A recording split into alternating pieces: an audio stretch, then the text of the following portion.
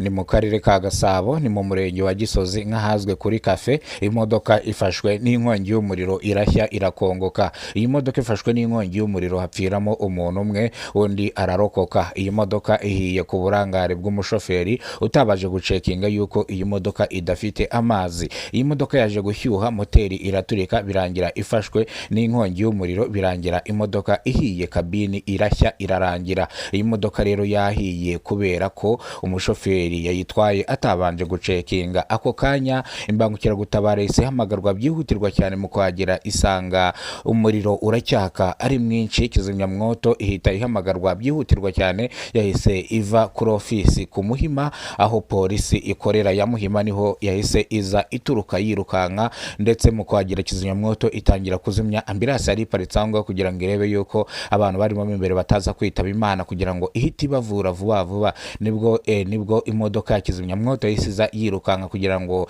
ize itabare abantu bari mu ino modoka kugira ngo babashe kuvamo. Kizimyamwoto mu minota 5 yari hageze ivuye ku Muhima igera hano mu murenge wa Gisozi hano kuri Cafe. Yaje yirukanka cyane dore ko yatabajwe, ikaza yirukanka ihageze ihita izimya iyi modoka. Mu kuzimya iyi modoka ubwo abaganga b'inzobere imbangukiragutabara rihagaze hariya, imbangukiragutabara cyo yahise ikora, yahise kuramo bano mu modoka, irangije ihita isanga umwe yitabye Imana, undi bahita bamushyiraho bande dore ko yari yahiye bya cyane, arashya arakongoka. Bahise bamuvura mu kubitaho bya bande neza neza, baramufunga baramupfuka kubera ko yari yahiye, imyenda irashya, ndetse bazana n'imyenda bamushyiraho inyuma, barangije bamushyira muri burankari bamutereka muri ambulance. Uwapfuye bahise bahamagara imodoka ya polisi kugira ngo ize imutware, ishinzwe gutwara imirambo. Witabye Imana bahise bamujyana nk'ahazwi Kacyiru, ku bitaro bya Kacyiru kugira ngo akorerwe isuzumwa. Imodoka ya polisi yahise yirukanka ishinzwe gutwara imirambo ihita imutwara. Imbangukiragutabara nayo yahise imwihutana ihita ibujyana kwa muganga byihutirwa cyane, dore ko bari bamuhaye ubutabazi bw'ibanze mu kugeza kwa muganga ku bitaro bya Muhima. Kenshi no bahita bajyana abantu koko niho imbangukiragutabara yari ivuye. Ako kanya byihuse cyane bahise bamukubita tarasiferi imwohereza ku bitaro bikuru by'umujyi wa Kigali kurya nyuma i Nyamirambo, kubera ko yari yahiye cyane, kugira ngo agende yitabweho n'abaganga b'inzobere kugira ngo ataza kuhaburira ubuzima.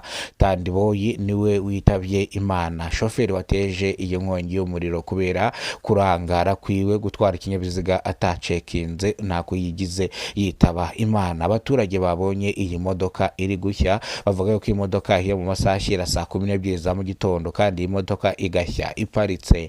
Bityo abaturage bavuga yuko ari umuntu waba wayitwitse akayirasiraho umwambi, kubera ko ngo iyi modoka yari ihagaze nta nubwo yagendaga. Iyi modoka ngo yahiye mu masaha ashyira saa 12 za mu gitondo, ari ku itariki 25 n'iz'ukwezi kwa gatandatu. Abaturage bavuga yuko nibwo iyi modoka yafashwe n'inkongi y'umuriro, ariko bavuga yuko ngo iyi modoka itagendaga, bityo rero ishobora kuba yatwitswe n'abantu batahise bamenyekana, ahubwo bakahita birukanka baba bafitanye inzika cyangwa amakimbirane n'abantu bari batwaye iyi modoka.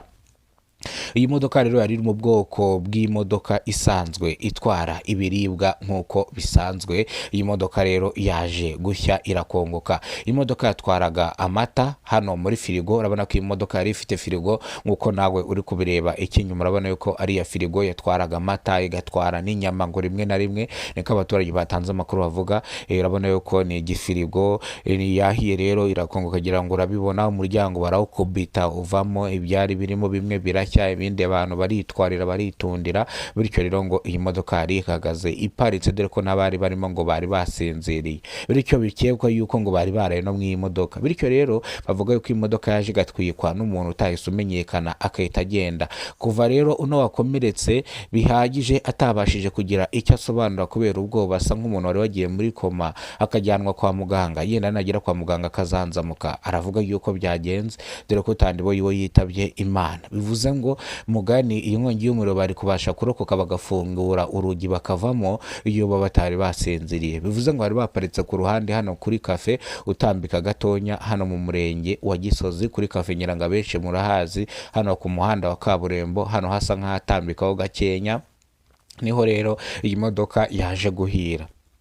bivuze ngo rero ishobora kuba yari iparitse bakayitwika, bityo rero bigatuma ishya. Ishami ry'ubugenzacyaha riba ako kanya mu makuru agitangwa n'abaturage, hahise hakorwa iperereza, hakorwa ankete kugira ngo bamenye koko nimba iyi modoka yaba yatwitswe n'abantu ntibahite bamenyekana. Mu kugenzura koko basanga iyi modoka yaparitse mu masaha ashyira saa 10 za nijoro, abari bayirimo bariryamira baza gushiduka bahiye nabo batazi ibyo barimo, bari mu bizonga. Ishami ry'ubugenzacyaha ryatangiye gukora iperereza rifatanyije n'inzego za polisi ndetse n'amakuru abaturage bakomeje batanga, ariko kugeza amagingo ngaya nta n'umwe urafatwa cyangwa nta n'umwe uragaragara yuko yatwitse iyi modoka. Bityo rero ishami ry'ubugenzacyaha ryakomeje gukora iperereza, ryijeje abaturage yuko uyu nguyu utitabye Imana nava muri koma akavuga ari buze kugira bimwe na bimwe mu bimenyetso atanga kugira ngo bahere ko bakora iperereza bamenye koko intandaro yo gushya kw'iyi modoka. Mbibutse ko iyi modoka ihiye gutya ihagaze, ubwishingizi ndavuga Asirasi niyo ivura bano bahiriye mu modoka, ndetse n'uwapfuye Asirasi itanga impoza marira. Ngira ngo mujye mubyibuka cyane Asirasi, mujye mwibuka kugura Asirasi y'imodoka. Impanuka nk'ingiyi ibaye, imodoka igashya ihagaze bikagaragara yuko nta muntu wayitwitse, Asirasi rwose ibigomba kwishyura abahiriyemo ndetse n'abapfiriyemo, Asirasi gatanga impoza marira. Bityo rero polisi irakangurira abashoferi bose kujya batwara imodoka bafite kizimyamoto mu modoka zabo, mu gihe imodoka zabo zifashwe n'inkongi y'umuriro bakabasha kuzimya amamodoka yabo. Ndetse polisi yongera kuvuga yuko umuntu wese utwara ikinyabiziga ari kuvugira kuri telefoni biteza impanuka. Bityo rero umuntu uvugira kuri telefoni atwaye imodoka najya afatwa azajya ahanishwa ibihumbi 35 by'amafaranga y'u Rwanda. Bityo rero twara imodoka utanyoye ibisindisha, kuko nutwara imodoka yanyoye ibisindisha uzahanwa bihagije cyane, ucibwa amafaranga ari hejuru y'ibihumbi 500, ugafungwa n'amezi 6 kubera ko watwaye ikinyabiziga wanyoye ibisindisha. Polisi ivuga ngo gerayo amahoro, kubera ko impamvu polisi ivuga bino, bantu bari baparitse baryamye harimo n'uwo mushoferi, byagaragaye yuko barimo binywera icyuma cy'inzoga baparitse ku ruhande. Uza ngo barimo banywa inzoga kwa kundi nyine abantu baparika ku ruhande bakanywa inzoga. Bivuze ngo iyi modoka ishobora kuba nta kandi kazi yari ifite, cyangwa ugasanga n'umushoferi yari kwitwara yanyoye ibisindisha, kubera ko basanze mu modoka n'ubwo imodoka yahiye harimo United Gin ndetse n'izindi nzoga zitandukanye barimo banywa bameze nk'abantu basinze, kubera ko urebye nk'ukuntu umuriro wabatwitse bari mu modoka batumva, bigaragara yuko bari banyweye alukoro nyinshi cyane, bari banyweye inzoga. Niyo mpamvu polisi ikibona bino nayo yahageze, polisi ndetse n'ishami ry'ubugenzacyaha RIB n'urwego rw'ubuyobozi rwose rwari ruhari rwa Gisozi, benshi bari bahari batangira gukora iperereza, bamwe bakora ankete, ariko magingo anga babonye ko nta muntu wigize utwika imodoka. Iyi modoka ishobora kuba yahiye biturutse mu mpamvu z'amawaya y'imodoka, ugasanga yahise ifatwa n'inkongi y'umuriro. Bityo rero abaturage bavugaga yuko imodoka ishobora kuba yatwitswe, nta bimenyetso bigaragara bihari bigaragaza yuko iyi modoka yaba yafashwe n'inkongi y'umuriro. Nuko nguko byagenze, ni mu karere ka Gasabo, ni mu murenge wa Gisozi, niho iyi modoka ije gufatirwa n'inkongi y'umuriro, hahiramo abantu babiri, umwe yitaba Imana. Witabye Imana yahise ajyanwa ku bitaro bya Kacyiru kugira ngo akorerwe isuzumwa. Uwakomeretse ambangukira gutabara ku bitaro bya Muhima yasize yirukanka, imujyana ku bitaro bamukorera isuzuma, basanga biragoye, bahita bamwohereza ku bitaro bya Nyarugenge biherereye kurya nyuma hano i Nyamirambo kuri 40, no bahise bamwohereza kugira ngo avurwe n'abaganga b'inzobere, dore ko yari yahiye, umubiri we watunyaguritse ku buryo umubiri wari wabaye umweru kubera inkongi y'umuriro, bitewe n'ukuntu yahiye agashya nabi cyane, byatumye bamukubita transferi ihita imwohereza kurya nyuma ku bitaro bikuru.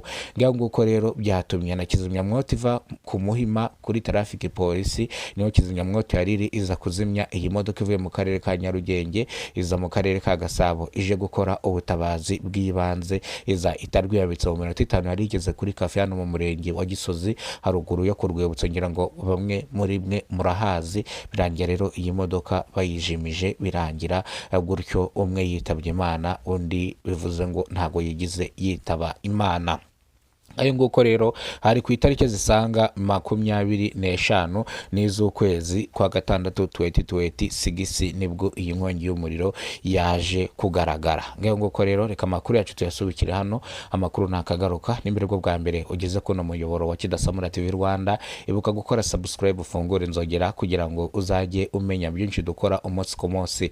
Nongeye kubabwira yuko andi makuru ari buze, ndetse nyabararikiye mukumisheho urushinge kandi mukomeze mureba video zacu. Wewe wakoze subscribe uri w'agaciro, ibyo tugezeho niwe tubikesha, kandi nawe utarakoze subscribe nyaboneka gerageza ukore subscribe. Bajye bavuga ngo Imana iyo iguhaye nawe uha bagenzi bawe. Namwe mukoze subscribe bima support yo kubashakira amakuru agezweho hano mu gihugu cy'u Rwanda, bigatuma ncukumbura nkamenya byinshi kugira ngo namwe bibabwire. Nguko rero ndabakunda cyane, nitwaga Kidasamura urw'inkorogoto bakora rugakongoma, ndabakunda cyane.